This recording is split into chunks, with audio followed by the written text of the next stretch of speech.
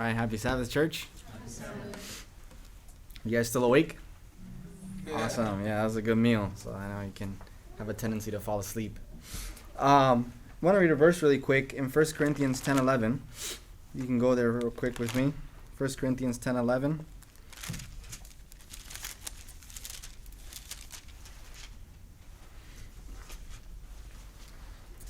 This kind of just sets the platform for what we're going to be talking about today. 1 Corinthians 10:11, it says, speaking of the Israelites, now all these happen unto them for ensamples, and they are written for our admonition or our learning, upon whom the ends of the world are come. Sometimes growing up, I wondered, even now, I used to wonder, why are there so many stories in the Bible? It's just like full of stories, full of people's, good and bad. You just have it all in there. And here's the answer. It's for our admonition, for our learning, for us to learn from their mistakes so we don't make the same ones. As I was thinking of, what to share this week, we're in a very interesting time now with, close to festivities, the elections just happened and just so much going on, And as you see, the title of the sermon is Don't Settle for Goodness. It's not choose the good over the bad, but don't settle for goodness. Because too many times, I heard a title of a book one time is Good is the Enemy of Great. Sometimes we can achieve a lot, but we settle for something less. So today I want to look at the story of Nehemiah. If we'll turn there, the book of Nehemiah. It's a little bit before Psalms. Book of Nehemiah.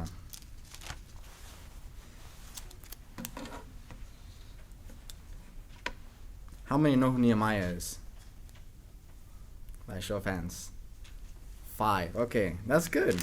We usually don't hear much about Nehemiah. That's another reason why I chose to talk about him, because his story is so powerful, but we don't hear a whole bunch. Nehemiah chapter 1. We there? Did everybody find it? Nehemiah after Ezra, before Esther. We're going to read verses 1 through 4. It says, the words of Nehemiah, the son of Hakaliah, and it came to pass in the month of Chislev, in the 20th year, as I was in Shushan the palace, that Hananiah, one of my brethren, came, he and certain of the men of Judah, and I asked them concerning the Jews that had escaped, which were left of the captivity, and concerning Jerusalem. And they said unto me, the remnant that are left of the captivity in the province are in what? What is their condition? Great affliction. They're in great affliction and reproach. The wall of Jerusalem also is broken down, and the gates thereof are burned with fire. And it came to pass, when I heard of these words, that I sat down and wept and mourned certain days and fasted and prayed before the God of heaven. All right, so some of the background of this is, even though, by the way, in case you didn't know, the books of the Bible are not in chronological order. So Nehemiah, this is after Babylon, this is after Daniel, this is after Esther, even though the book is before in the Bible. Before, God had made a promise to Israel, throughout that if they were faithful, God was going to prosper them. If they were unfaithful, God would scatter them. We know that happened with Babylon, right? Babylon came, besieged Jerusalem, took them captives. We have the story of Daniel, right? There's captivity that happens. Jeremiah had prophesied before the captivity that God's people would be taken captive, but they would only be captive 70 years. After 70 years, they would be set free. In Daniel's time, in Daniel chapter 8, you have our famous Adventist prophecy of the 2300 days, right? That would start when the command went to rebuild Jerusalem. That happened in 457 BC when Ezra left Persia to go fulfill that command. This is now about the time you see in the 20th year. This is about 444 BC. So this is after Daniel. This is after Queen Esther. This is about the king that is here. The one before him was Esther's husband. Just keeping all this in context. So Ezra went back. He's rebuilding Jerusalem. He's rebuilding the wall. All these fulfilling prophecy. But what is the condition of God's people at this state? According to the text. What's the condition of the people? They're in great what? Affliction and reproach. So they're besieged, right? They're in captivity. They get out of captivity. They're rebuilding. And now they're in great affliction. God's people are troubled. They're being a reproach to the nation. And Nehemiah takes it to heart, right? He sees that the work of God is suffering. Notice what happens next, right? He starts praying. And let's go to his prayer, verses 5 through 10.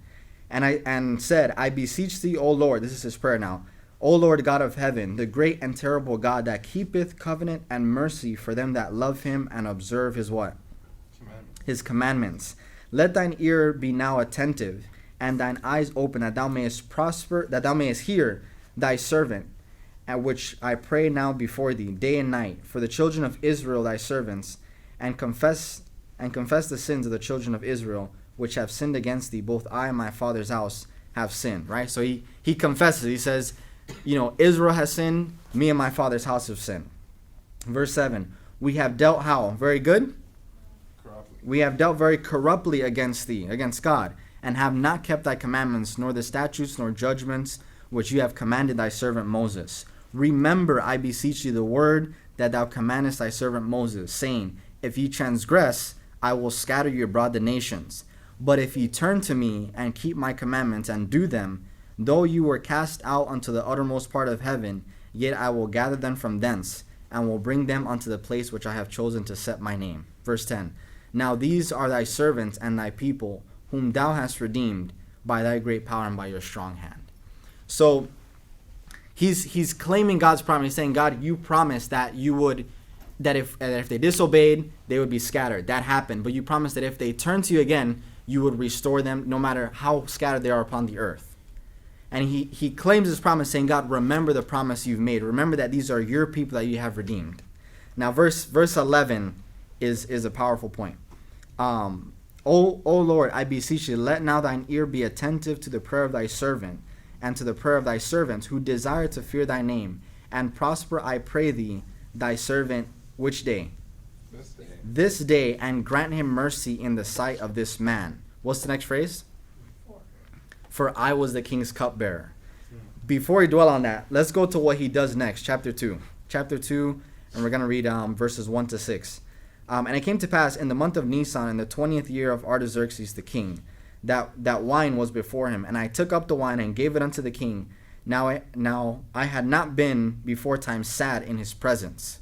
Wherefore the king asked and said unto me, why is thy countenance sad, seeing that thou art not sick? This is nothing else but sorrow of heart. Then I was very sore afraid, right? So he's the king's cupbearer. He does his normal duty. He's sad before the king, and the king's like, you're not sick. Why are you sad? And now he's scared. This is the king. This is the most powerful guy. And he's scared. Verse 3, and he said unto the king, let the king live forever. Why should not my countenance be sad when the city, the place of my father's sepulchre, lieth waste, and the gates thereof are consumed with fire? Verse 4, then the king said unto him, What is your request? So I prayed to the God of heaven, and I said unto the king, if it please the king, and if I thy servant have found favor in thy sight, that thou wouldest send me unto Judah, unto the city of my father's sepulchre, that I may build it. And the king said unto him, the queen also sitting by him, how long shall your journey be, and when will you return? So it pleased the king to send me, and I set him a time. All right, so this seems like normal history, right? Here's what's powerful is Nehemiah has his job, right? He's going about his life, faithful Jew, faithful to God. He sees that, in recent times, people have fulfilled the prophecy. They've gone off to rebuild Jerusalem, God's place. Now they come back, or some of them come back, and he asks them, like, hey, how are things going? How's the ministry, right? How's God's work going? And instead of getting an encouraging report, it's like, man, things are going really bad. Like the wall's been destroyed, and or just a reproach. God's people are being made fun of among the heathens. And, he feels bad about it, right? He feels pain. And he goes to pray. But in his prayer, what does he do?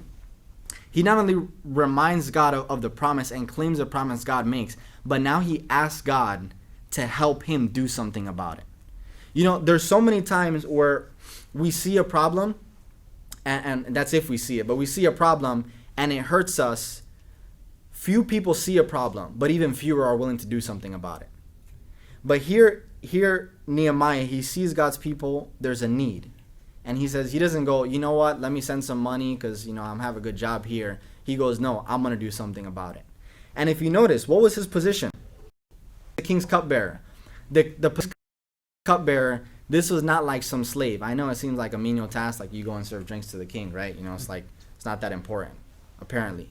But people that were in the king's house, these were trusted people. I mean, you just think he's giving the king drinks. Like, people tried to kill the king all the time. Like, the previous king before him, Esther's husband, tried to get killed by people in his own house. So people in this position, these are faithful people that are the king's friend, that the king can trust. He has a secure job, right? He's working for the government right now. He's in the White House, right? He's set. But he says, God, there is a need. I'm going to do something about it. Here's what's powerful is, Larry and I as residents here, we've, throughout our time, we've been doing some surveys. We'll go on campus and try and do surveys for Bible studies. One of the questions we have is, what do you think is the greatest problem in the world? It's one of the questions we have, right? Everybody has an opinion. Sometimes it's kind of funny because some people just be like, whoa, they just woke up. It's like this deep question. But, what is the greatest problem in the world? Everybody has an answer, right? I think maybe like one person, all the people we've talked to said like, I don't know, because they were just like not in the mood. But everybody has an answer. They say, what is it? Greed, selfishness, inequality, not, understanding each other, being closed-minded. Everybody has problems that are all true, things that are going on. And then the next question is, do you think there's a solution? Most people think there's a solution. And then the next question really stomps them because the next question that we would add, we wouldn't do this all the time, we would add it sometimes was, in your personal life, like, are you doing anything to solve this problem? Like a lot of people like, yeah, just we're really closed-minded, or, people are really selfish, or there's a lot of need, or there's, not everybody has education. And this question is, basically, what are you doing about it? Are you doing anything about it? 95%, right? 95% of everybody were not doing anything about it. Or their studies were not to do anything about it. So 100% see a problem, 99.999 see a problem, only 5% are doing anything about it. That's shocking to me. There's a quote that says, evil prevails when good men fail to act. Not everybody recognizes that there's problems in the world, but even fewer people see a problem and are willing to do something about it. Nehemiah sees this problem. He sees God's work needs help. He has a good job, super good job. This guy's set. I mean, you're talking about, this guy's in the White House. He's in the government. He's in the most powerful power of the planet at that time. But he says, you know what? Even though I'm comfortable, I'm going to do something about it. And you notice, and all throughout Nehemiah's story, there's this perfect connection between God's power and human power, between faith and works. Because he prays for God to give him favor with the king. He doesn't pray, God, do something about it. He says, God, help me do something about it. And then when the king asks him, what do you want me to do? He just shot up a quick prayer. I prayed to God, and then he makes his request. There's a quote that I read the other day, and it really impacted me. It says, the ones who are crazy enough to think they can change the world are the ones who actually do. It's powerful, right? The people who are crazy enough to think they can actually change the world, 7 billion people, are the ones that actually do. Right now the world is especially America, is like shocked, right? There's stuff going on everywhere. People, it's been like, over a week that the elections happened.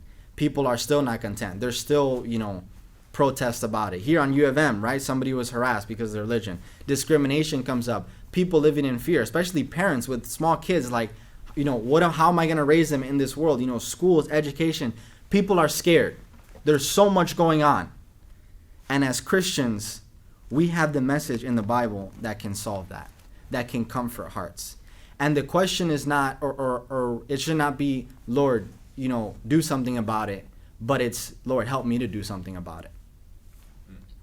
I heard a song once. It said, he was looking at the poverty, he was looking at the despair, he was looking at, kids not having to eat. And, he says, I got sick looking at it, and, turned up to heaven and said, God, why don't you do something? And then he looked at, more of the abuse in the world and the injustice. And he says, I shook my fist to heaven and said, God, why don't you do something? And then the verse says, God responded, he said, I did. I created you. So just the thought that, many times we point fingers at God, like, God, why don't you do something about the problems that are going on?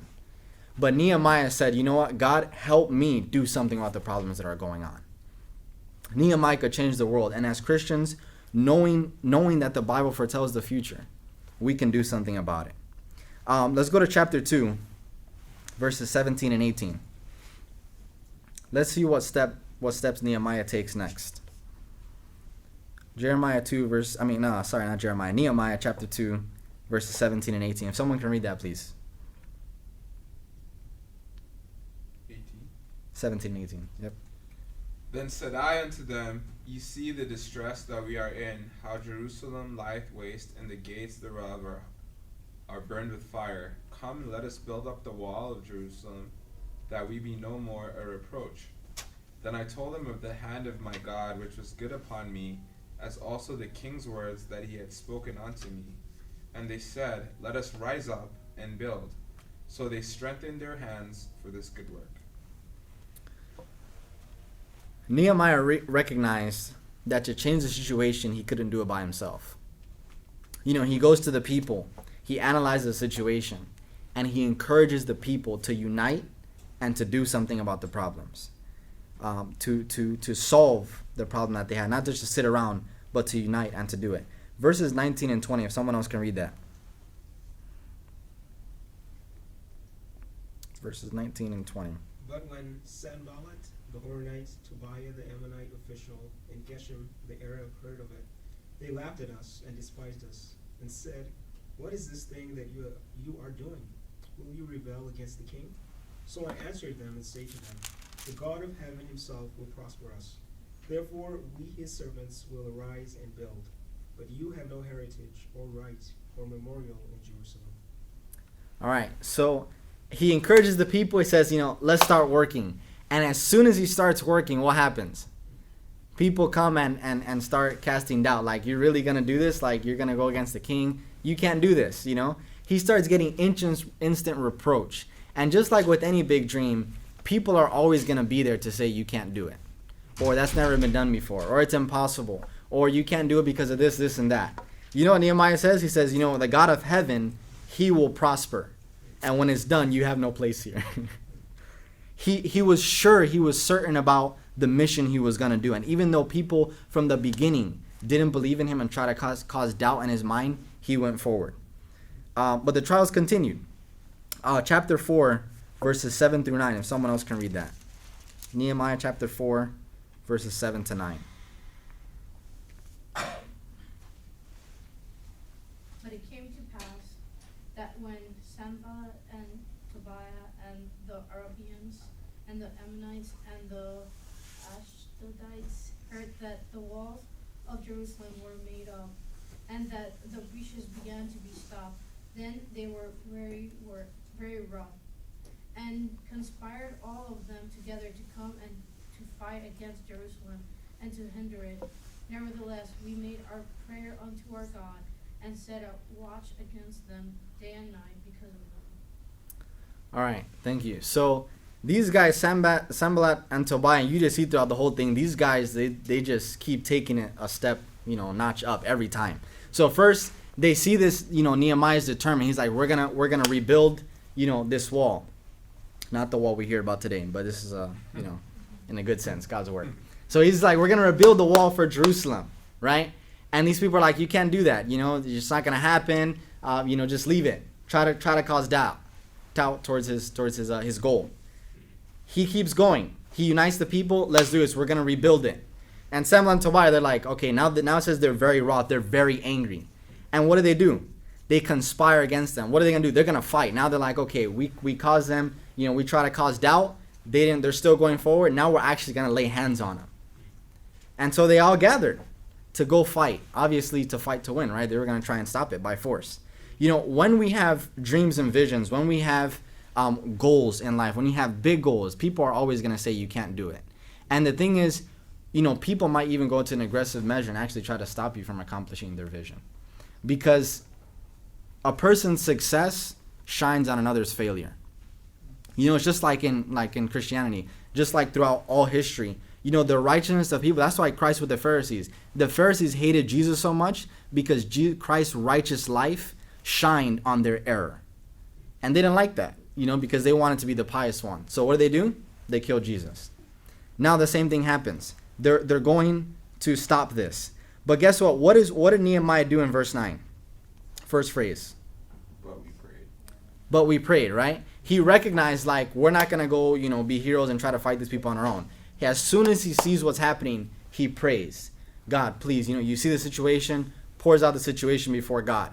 But it doesn't end there. What does he do next? The next phrase, same verse 9. What does he do? They set a watch. Just during the day? Day and night. So they set a watch day and night. So he prays, God, this is the situation. All right, now let's do something about it. Throughout the Bible, you find out, I'm still trying to really understand this concept of how, when God is on our side is when we should work the most, when we should work the hardest. So many times we get it backwards. Either we try so hard on our own because we're just trying to get it all accomplished on our own, or we feel like, oh, God's going to do it, so he's just going to do it for me, so I don't have to work. I don't have to do anything. Whatever situation of our lives. We feel like God is going to, God's power and his blessing is going to remove the opportunity for us to grow and develop.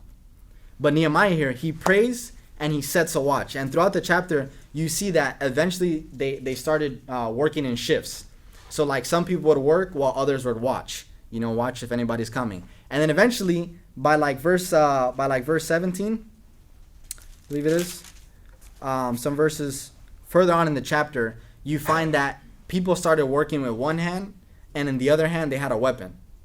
Could you imagine how much peril it is? This is not a threat. This is any moment people could come and try to kill you. You should be hiding somewhere. You should be in a fort. But no, they said, we're going to keep working, even if it slows us down, even if it's just one hand, and the other hand we have to have a weapon, but we're not stopping. I think of today, all the racial tensions, people living in fear because at any moment, anything can happen, right? These people had the same pressures in the sense of living in fear because people were out to get them. But it still didn't stop them from doing the work of God. Still didn't stop them from their purpose, from their vision. Let's go to chapter 6, verses 1 to 4. If someone else can read that, please. Chapter 6, verses 1 to 4.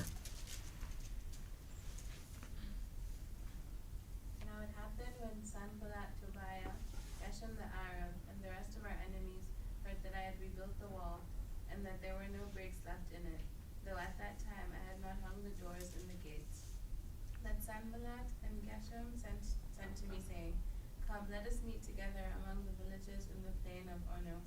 But they thought to do me harm. So I sent messengers to them saying, I am doing a great work, so that I cannot come down. Why should the work cease while I leave it and go down to you? But they sent me this message 4 times, and I answered them in the same manner. All right. So Sanballat and Tobiah, these guys were persistent. They were just determined to stop the work. And it says, verse 1, now when they saw that the walls were pretty much done, they just needed the gates on them. Now, that saying, if you can't beat them, join them. That's what they do. They're like, okay, you know what? They realize Nehemiah is really the one that's pushing this work. Nehemiah's at the front. So they're like, okay, if we can get Nehemiah, the work stops. So now they try to play like friends. Hey, Nehemiah, let's come meet together. Let's just have a meeting. But what was their intention? They're obviously going to try and take them out. But what does Nehemiah do? I'm sure he knew their plan.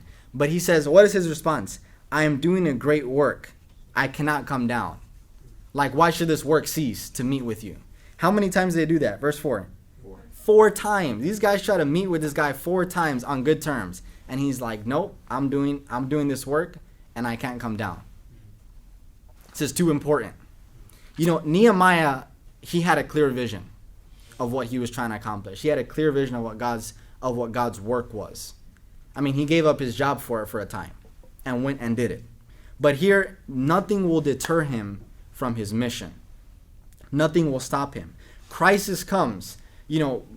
People come and reproach. There's threats, and he still keeps going. You would have never imagined that just humble Nehemiah, serving the king drinks, was as bold as he was here in chapter 6. You've never imagined. just humble guy, good friends with the king. This dude is like, people are threatening to kill him. They're trying to meet with him. He has to build with one hand and have a weapon in the other, because any moment there could be a fight. And he's still bold, doing God's work. I want to take a quick jump to Matthew chapter 7. Matthew chapter 7. It's a common illustration that Jesus brings. But it teaches us something about crisis and trials. And for those of us that were at the Kim's house last night, talked a little bit about, how tests and trials come to us. Matthew chapter 7, and we'll start in verse 24. If someone can read verses 24 to 28, please. Everyone then who hears these words of mine and does them will be like a wise man who built his house on the rock. And the rain fell, and floods came, and the winds blew and beat on the house, but it did not fall, because it had been founded on the rock. That's what verse? To 28. And everyone who hears these words of mine and does not do them will be like a foolish man who built his house on the sand. And the rain fell, and the floods came, and the winds blew and beat against that house, and it fell, and great was the fall of it. And when Jesus finished these sayings, the crowd was astonished at his teaching. All right, thank you. I did a Google search last night for pictures, a house built on the rock. House built on rock. And you find all these, nice houses, like lighthouses and, houses close by the beach on these rocks. And then I looked up house built on the sand. And literally, this is just, I'm not trying to make a point here, it's just kind of interesting. You look up house built on sand, and it's all these wrecked houses. Like houses like crumbled in half, one has fell off, towards like the ocean. All these, destroyed houses. And I'm like, man, how fitting is this parable, house built on the sand versus a house built on the rock? Because for a time, they both look beautiful. For a time, they both stand. For a time, everything's nice. But it's when the floods come, when the wind blows, when the crisis comes, when that house is tested, that the house could be super strong. You can have a steel house, but if it's on sand, it gets destroyed. And Jesus says, all those who hear my word and do them will be like the one that's on the rock. People that listen and that hear his doctrine and don't do it will be like one on the sand. Here's the thing, is we're all building, our lives in general are building houses, right? We're building our lives. We become this, we become that, we become the other. But there's always this foundation for all of our decisions. There's this foundation for why we do what we do. Many times we don't realize, just like, your worldview. Everybody has a worldview, whether you realize it or not. Your career choice, your whatever your job, your internship, your school, everything underlies how you view the world. Because if you view the world, like let's say, you had some rare condition and you had 24 hours to live, I'm sure you would live your life differently than it is not right. I mean, I would live my life differently if I was going to die in 24 hours. But the belief that I'm not going to die in 24 hours leads me to live my life in a different way, right? It's just a radical example. But the way we view the world, the way we perceive what the world is, where it's going, where I'm going, depends how we're going to live. We all have this foundation, our belief system. And here's the thing is, and people talk about this all the time, your why, your reason or your motive is so much more important than the what. Like why you do something is so much more important than what you actually do. Because so many people do a good thing but have a bad motive. Or they do a good thing but they don't even know why they're doing the good thing. So many, just in being that word university is a prime example. Why do you choose the major you chose? Why did you choose this school amongst others? Why are you here today? Why are you a Christian? Why do you believe in the Bible? Why are you dressed the way you're dressed? Like there's reasons behind all of it. And they say that the choices, I forgot what the age range was, but they're basically the choices we make around this time determine like 75% of our life. Like the choices we make now, like what our job's gonna be, who we're gonna marry, all these huge choices, they determine our entire lives. And many times we pick them for such light reasons. Like, I don't really want to be anything, so my dad wants me to be a doctor, so I'll be a doctor, Or like, I don't want to be anything, but, a security guard makes or a doctor or a nurse makes good money, so I'll just be that, you know? Like when I was young, I wanted to be an architect because architects make really good money, even though I don't like designing. But I was like, I want to have a lot of money, so I'll be an architect, right? There's so many like motives that are so light, but we spend 4, 8, 10 years of our lives trying to get into debt to get them, and we don't know why we're even doing it. And then circumstances like what happened last week happened, right? That, the election happened, and now the world could be vastly different in a month and a half from now than it is today. And now our motives are tested, because guess what? Job opportunities can change the next year. You could be a freshman now or a junior or senior or whatever, and the world could change and your opportunities can change. So why you do what you do is a question that we should all ask at some point in our life. And I think over and over again, constantly asking, why do I do what I do? And having that solid foundation, because Nehemiah, he knew why he was doing what he was doing.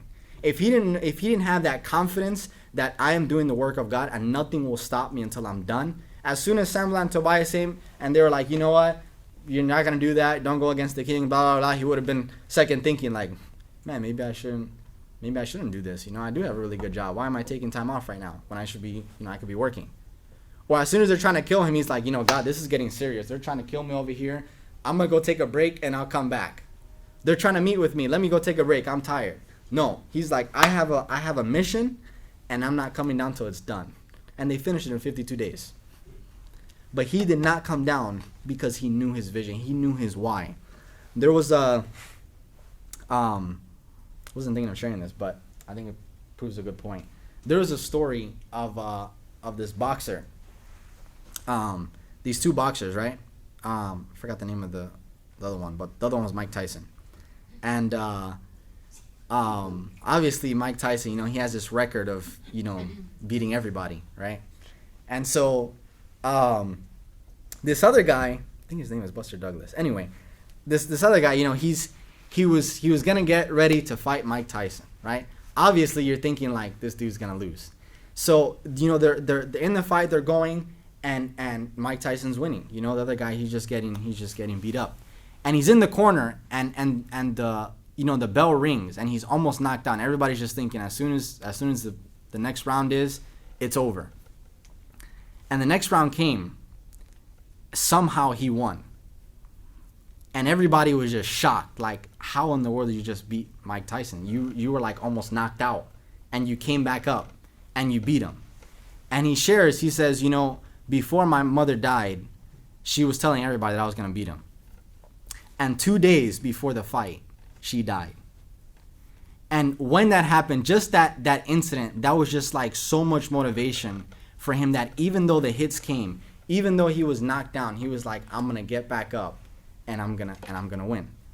And just the determination of when you are confident about why you're gonna do something, when your motivation is strong, when your why is strong, it doesn't matter what comes your way, you're gonna push through. But especially in this generation, as young people, we give up so easily. Like a test comes along, and we fail and we give up, and we be like, I'm gonna change my major because it's too hard. I'm done with this. We give up so easily because the why is not there. And something even about education is, so many people now in our society, education is seen as the goal. What do I mean by that? Like, I want to be a doctor. Or I want to be a lawyer. Or I want to be, whatever. Becoming in that position, we see as the end. Like me becoming the doctor, me getting my diploma, like, yeah, I've arrived. But education really is a means to an end. Like, I'm a doctor, now I can help people. It's not, I'm a doctor, like, yeah, I'm cool, I'm a doctor, Dr. De Los Santos, or, whatever. But now it's like, I got this for this purpose. Because if the title in and of itself becomes the goal, then the goal is not service. The goal is you want to feel better about yourself. I want to be something. And it goes back to the last sermon I talked about value. So many of us place our value in academics. I mean, even parents place value in academics. So many parents push their kids to be things that they wish they could have been. And in their kids becoming things, they feel accomplished. And it's sad because sometimes the kid, they push them to do things they really don't want to do. but they really want them to get this degree and to be, something because they want to achieve. It goes back to value. It goes back to, what do I prioritize? And it just goes to this parable. If our house is built on the sand, here's the crazy thing is when the house is built on the sand, you don't notice a difference. You're both enjoying the house until the crisis comes. Like, people, we didn't realize that there was so much racism or discrimination in this country until now. A lot of it's coming out that we thought didn't exist. It's when crisis comes that your character is revealed. It's not the crisis that builds your character. The test simply reveals your character. Just like in academics, if you go in and get a science test or a math test, that test is not going to teach you. That test is just gonna reveal to you if you learned, if you were paying attention in class and doing your homework, right? Like I can't just jump in one of your classes and be like, into calculus and be like, yeah, if I take like 5 tests, I'm gonna learn calculus. It's not how it works, right? You got to take the class. The test is there to test. I mean, it's just a word, to test your learning. And the crisis is coming. We know in prophecy, it's only a matter of time before things get worse, before everybody's character is revealed. And we're really gonna show who we really are. You have this famous movie Hacksaw Ridge, right, with Desmond Doss. Now you even have like hashtag Live Like Doss, right? At first he was ridiculed. He was ridiculed for his faith. This guy that doesn't want to bear arms, keeping the Sabbath, like, get out of here. But guess what? At the end of the day, he's got a gold medal, and nobody wants to go to war without him because he saved over 75 lives. But guess what? Nobody knew that's who Desmond Doss was until the crisis came. When he was in the heat of battle, that's when everybody's character was revealed. That's when he could have just easily gone out of the way and saved himself, but over 75 times he decided to go back in harm's way to save somebody else. Because character reveals crisis. So I asked, just an introspective question, is what is our house built on? Is it built on the sand or is it built on the rock? Because now is the time to ask that question, because now we can do something about it. After an event happens, after a hurricane happens, and the house is destroyed, everybody wants to change the foundation. But guess what? It's too late. House is gone. But in time of peace is when we are to develop. Time of peace is when we are to have our foundation sure. Nehemiah was not content with simply building the wall. He wanted to rebuild the people. You notice, if you look through the story, and it's quite a long story, so we're obviously not going to go through all of it. But in the story, he goes in 52 days, he builds the wall, he goes back to the king. Because the king apparently, he really liked this service, missed him. But he goes back to his job, and then he comes back. And he basically ends up staying with the people. And in chapter 8, verse 1, let's go there. Nehemiah chapter 8, verse 1. We're almost finishing up. Nehemiah chapter 8, verse 1.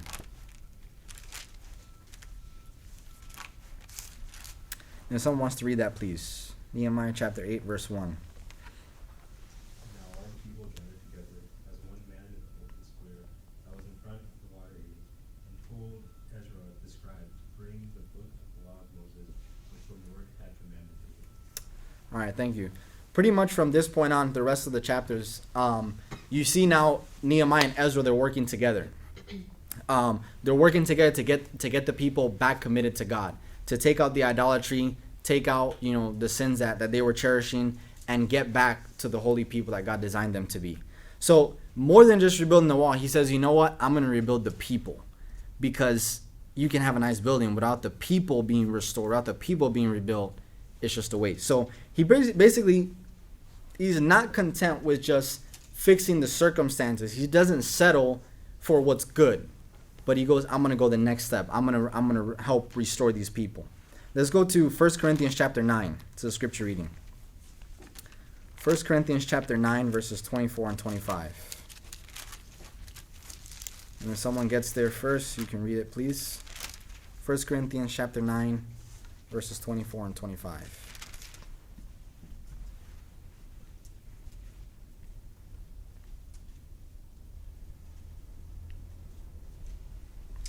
Do you know that those who run in a race all run, but only one receives the prize. Run in such a way that you may win. Everyone who competes in the games exercises self-control in all things.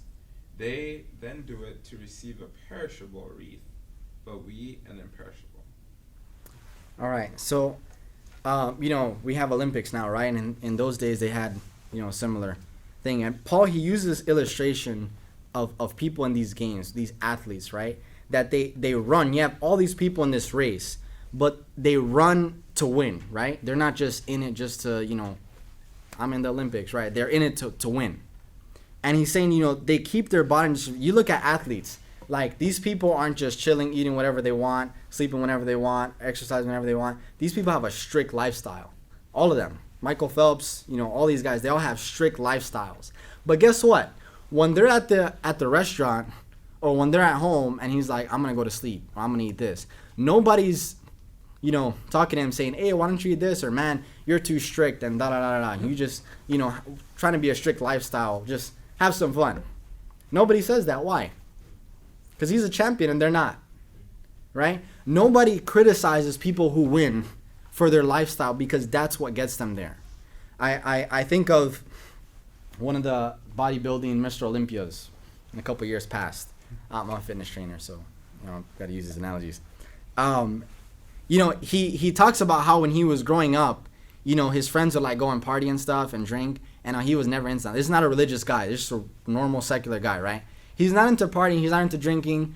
And they asked him, do you regret it? He's like, no, not really. One, he wasn't really into that. But two, at the end of the day, where are his friends and where's he? He's the champion. Who knows them? They're just like everybody else. People who are trying to get somewhere do things that other people won't. I was talking with a friend last week, and I was talking like, man, why is it that we're talking also in a spiritual sense, but also just on a material level, like why is it that so many people settle for so much less? Like so many people, they're just content with their lives. Like you just, you go to work, have an okay job, you go to work, you just can't look forward enough to the weekends and just waste their life on the weekends and then complain about their circumstances the rest of the week and just do that. You would think, okay, 1 or 2 years, like you'd have enough. No. They'll do it for decades, their whole life, and just complain about their circumstances and then point fingers that they're not where they want to be because this person did this person did that. And ultimately, we're just talking like, why is it that so many times we take this victim attitude or we settle for so much less? We're capable of doing so much, but we don't put the effort. We don't want to put, you don't want to put in the sweat. We don't want to put in the hours to get to where we want to get because, it's just too much work. I'm okay where I'm at. And we settle. And the sad thing is we do this spiritually too. We settle in our spiritual lives. I come to church, I'm a good person, I give my tithe and offerings, I help a little bit of community service, give some to charity, and we settle. And we can do so much more, we can be so much greater, but it is lack of effort that prevents us. I heard a quote once that said, luck is the last dying wish of those who want to believe that winning can happen by accident. Sweat, on the other hand, is for those who know it's a choice. Powerful quote. Because so many times we ask, or here's the crazy part, so many times we pray for God to make opportunities to make up for our lack of effort. So many times we pray like, God, just send me $1 million, because I don't really want to work right now. Or send me this or send me that. And then sometimes even our faith, we get discouraged in our faith, like God's not answering my prayers. But the question is, what am I doing to answer my own prayer? And don't get me wrong, I'm not trying to impose a work salvation or, work your way to heaven. Absolutely not. We can never work our way to heaven. But so many times we see that we assume or we think that the gospel just simply changes us spiritually, but our characters stay the same. And here's the powerful thing is if you look at the first 3 chapters of Genesis, you see that God created a perfect world, right? Everything was perfect. Everything was beautiful. No more death, none of that. And then in Genesis chapter 3, sin comes in, right? Messes up everything. This is just more than separates them from God. Now there's death. Now Adam's blaming Eve. Now there's shame. Now, nature starts getting corrupt. Like, sin just comes and just messes up all God's creation, right? You look at the last 3 chapters of the Bible, Revelation 19, chapter 20, 21, and 22, and it's the exact opposite. You see that the devil is destroyed. Sin is destroyed. God creates a new world. Everything is perfect. Not only just are we restored to that connection spiritually, but nature's perfect. There's no more shame. There's no more sickness. And the gospel is so much more than just fixing us spiritually, but it's restoring us mentally, physically, spiritually, in every sense, restoring us to be back to that original image God created us to be. So strive. Don't be content. I want to read a study here from Huffington Post, and this is an excerpt from a book from this lady. She's a nurse, right? She works with elderly folk, and this is the top 5 regrets from people in their last moments of life, and she documents it. It's powerful. She did basically just ask all these people, what do you regret? Top 5 things. The number, can anybody guess? What do you think the number 1 thing is, or one of the top 5 is, that people most regret in their last years? Spending time with family. Okay, that is one of them. Working too much. Okay, that is another one. What else? Not following their passion. Okay. Anything else? Holding grudges. Okay. So you have the top 5 here, and there's another one with top 10. And I'm sure there's other ones there. Have you guys ever heard the saying that the wealthiest place in the world is the graveyard? Because in the graveyard you find ideas, you find passions, you find business plans, you find inventions that were never realized. The number 1 wish is, I wish I had the courage to live a life true to myself and not the life others expected of me. And there's a quote from the book. She said, this was the most common regret of all. When people realize that their life is almost over and look back clearly on it, it is easy to see how many dreams have gone unfulfilled. Most people had not honored even half of their dreams and had to die knowing that it was due to their choices they had made or had not made. Health brings freedom. Very few realize until they no longer have it. One of the most common ones, that they regretted living a life that was not their own. In other words, they were living either to please people or living life that others wanted them to. They weren't staying true to what they knew was right, to what they desired.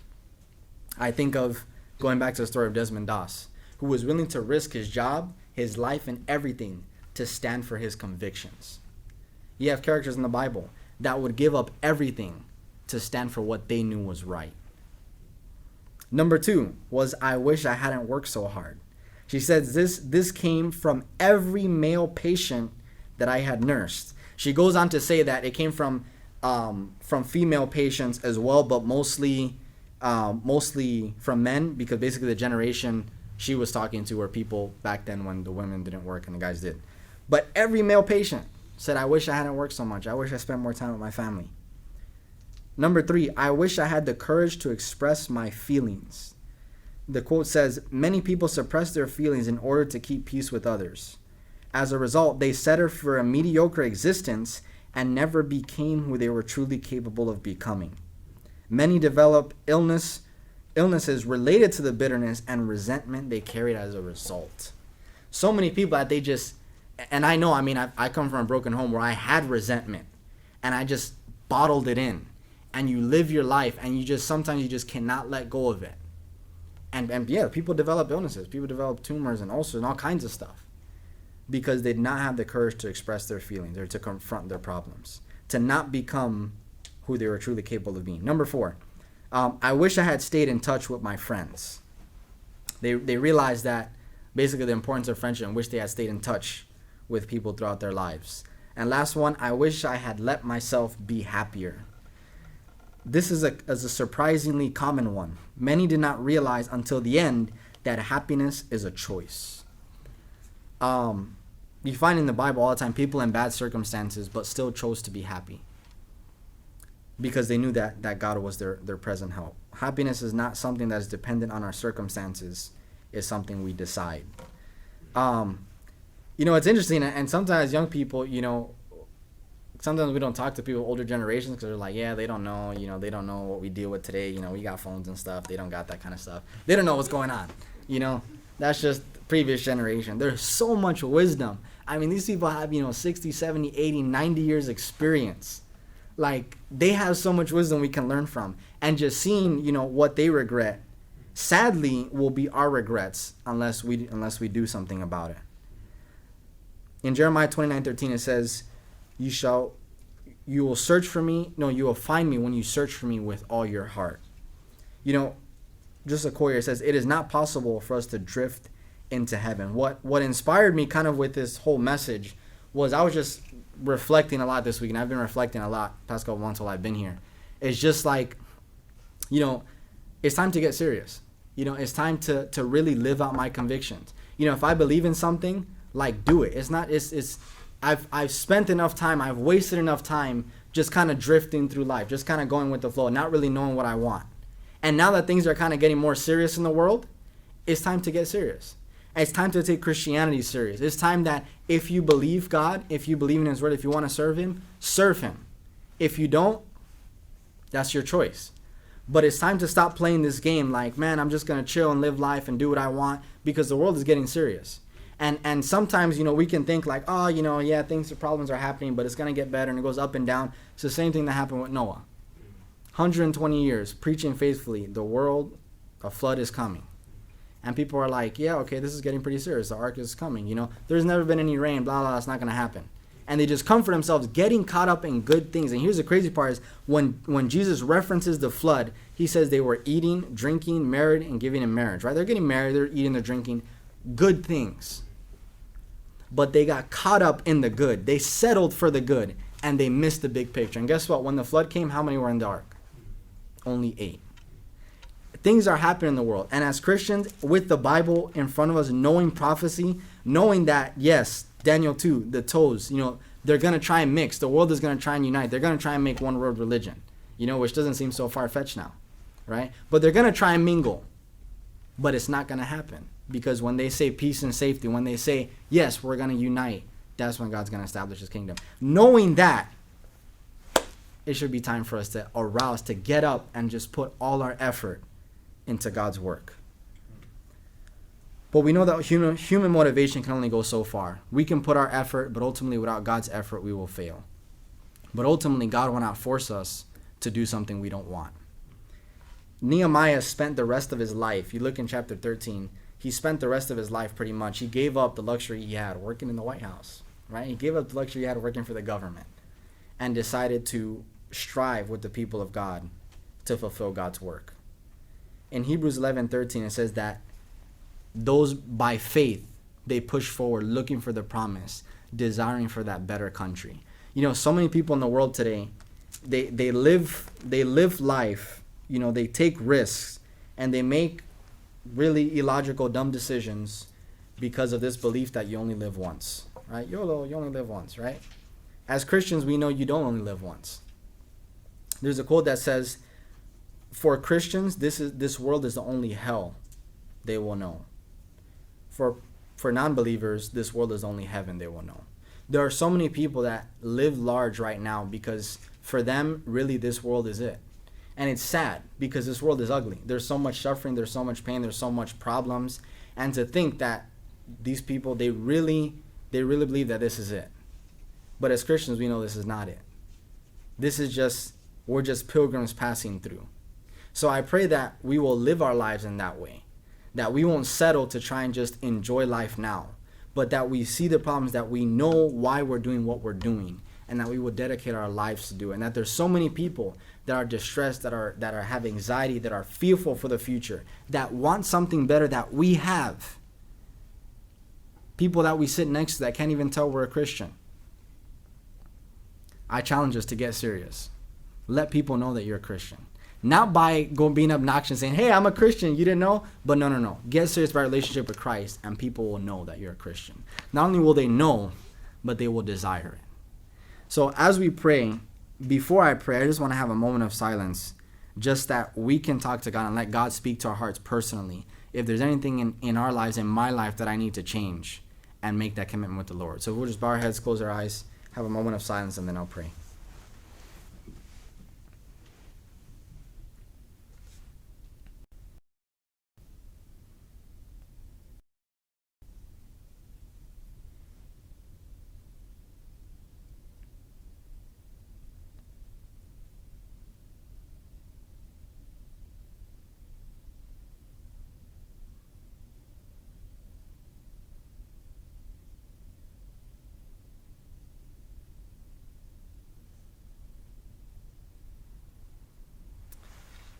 Father in heaven, we are thankful, Lord, for your word.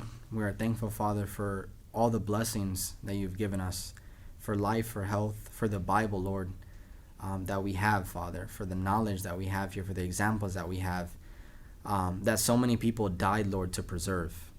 I pray, Lord, that you will help us to take it seriously, to make our calling and election sure, Lord, that we will decide for you and be determined, Lord, to put all of our effort to do what we know is right. I pray, Lord, that if there's anything in our lives that is not in harmony with your will, Lord, if we're just drifting, if we're doing things and we don't even know why, I pray, Lord, that you will help us to search our hearts, to know why we do what we do, to know where we're going in life, to have a clear vision of what we want to accomplish in this life, Lord. And may it be meaningful, Father, that whatever that thing is, once we decide, once we move forward to it, that it may not be a house that is built on the sand, that as soon as crisis comes, which is coming soon, that we won't be swept away as everyone else. But Lord, that may our purpose, may our vision be founded on the rock, may be founded on you, may be founded on the evidence of your word, knowing what is to come, Lord, that we will not only be ready, but that we will be faithful, Lord, so that we can help the millions that will be in need. Be with us now, Father. Continue to speak to our hearts and change us. In Jesus' name, amen.